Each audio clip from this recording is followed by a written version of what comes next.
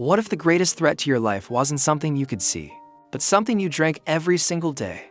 In the 19th century, this was reality. Our cities were growing, our industries were booming, and our water was becoming a silent poison. The world needed a new kind of hero, not a warrior with a sword, but a scientist with a microscope. They found one in the most unlikely place, the first and only woman at the world's most advanced technical university. Her work wouldn't just clean our water, it would fundamentally reshape our understanding of life itself, revealing a powerful philosophy hidden in the pipes beneath our feet and the air within our homes. The year is 1870. The Massachusetts Institute of Technology, MIT, was the engine of a new world, a cathedral of science built for the men who would shape the future. And then, there was Ellen. Ellen Swallow Richards wasn't just enrolling, she was trespassing on holy ground. She was granted entry as a special student, a title that was both an opportunity and an insult. It meant they took her tuition, but refused to grant her a degree. She was an experiment, one they fully expected to fail. She was given a laboratory no one else wanted, a small, dusty room. But for Ellen, this wasn't an exile. It was a sanctuary. It was here that she would begin a quiet revolution. She believed that the environment we inhabit, our water, our food, our air, was not a passive backdrop. It was the single most powerful factor in determining the quality of our lives. And it was broken. To understand her work, you have to understand her world. Factories churned out marvels, but they also churned out filth, industrial dyes, human waste, toxic chemicals that all flowed into the same rivers people use for drinking water. The prevailing philosophy was one of blissful ignorance. If the water looked clear, it must be safe. Ellen knew better. She began a comprehensive chemical analysis of the state's water. For months, she worked tirelessly, testing sample after sample. Drop by drop, she built a data set that was nothing short of a horror story. She found lethal amounts of chlorine, sewage, and industrial heavy metals. She was mapping, for the first time, the anatomy of a poison landscape. Her groundbreaking report led directly to the nation's first water purity standards. She had taken an invisible threat and made it undeniable. The lesson is profound. See the unseen. Her work is a call to action.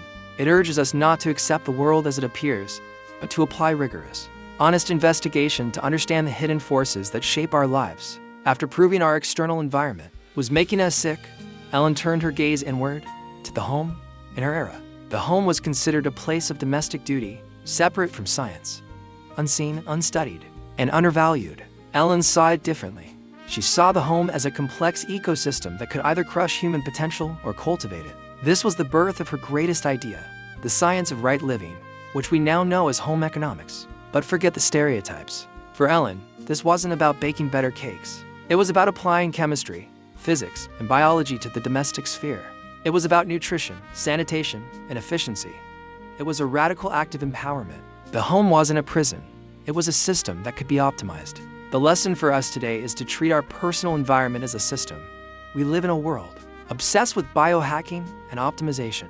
This entire movement owes an unacknowledged debt to Ellen Richards. She was the original life hacker, encouraging us to consciously design the systems of our daily lives. If you're finding value in using history as a source of wisdom, consider subscribing. We explore the lives of great thinkers to find timeless lessons for modern challenges. It is one thing to discover truth in a lab. It is another to get the world to do something about it. Ellen's genius was her relentless pragmatism. Her third lesson, build the bridge between knowledge and action. She was a master translator. She could take complex chemical data and explain it to a politician. She didn't just publish her water survey, she lobbied lawmakers until they passed new legislation. She didn't just design a model kitchen. She launched a movement to install school lunch programs across the country. She understood that knowledge locked away saves no one. Ellen's life is a rebuke to the passive consumption of information. It's a call to be a conduit, not just a container. To take the knowledge we acquire and ask the most important question: how can I use this? Ellen Swallow Richards was never officially awarded a degree from it. She remained, on paper, a special student for her entire life. But her true legacy isn't written on a diploma. It's written in every glass of clean water we drink.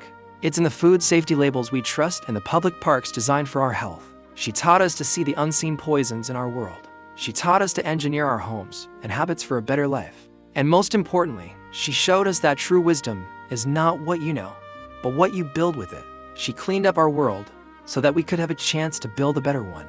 The question her life leaves us with is a simple one. What is the unseen poison in our world today? And what bridge will you build to get from knowing the problem to being part of the solution? Thank you for joining this deep dive. If you believe that history holds the keys to a better future, make sure you're subscribed and have notifications on. Continue this journey of discovery with us. Alan Richards built the science of public health on data. But decades earlier, one man used a single map to stop a cholera epidemic and change medicine forever. Click the video on your screen to watch our next story on Jon Snow and the legendary Broad Street Pump.